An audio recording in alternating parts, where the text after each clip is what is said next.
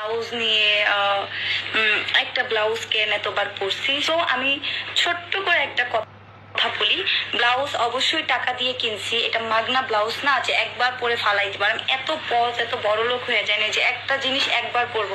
আমি প্রত্যেকটা ড্রেস বারবার রিপিট করি, আর এটাই আচ্ছা, এটি স্বাভাবিক। কারা বলে? কারা? মানুষ, আমজনতা, পিপল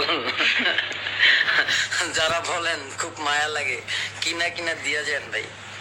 মানে কি স্পেশাল, তাই না? আমি একটা কথা বলি, ওই যে কি জানি বলে, আমার পেজ কিন্তু ঠিক আছে, ডিঅ্যাক্টিভ করে রাখছি।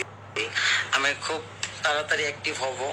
আসলে ফেক কপিরাইট আসছে, কিছু প্রতারক চক্র তারা দিয়ে টাকা দাবি করছে আর কি। যাই হোক, টাকা তো এত সহজে দিব না, আমি তাদের ব্যবস্থা নিচ্ছি।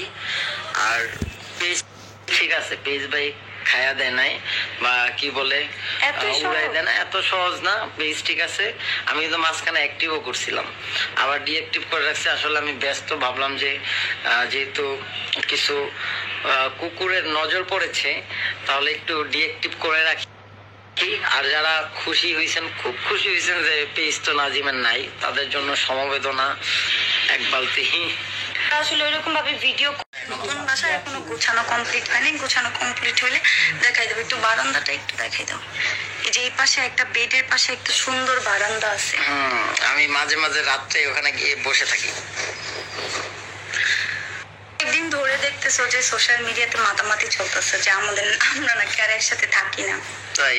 কবে? এটা কে বলছে? এটা বলছে একটা ব্লগার, ওইটা আমি একটা ভিডিও করে বলে দিব। এখন তুমি বলো, আমরা নাকি আর একসাথে থাকছি না?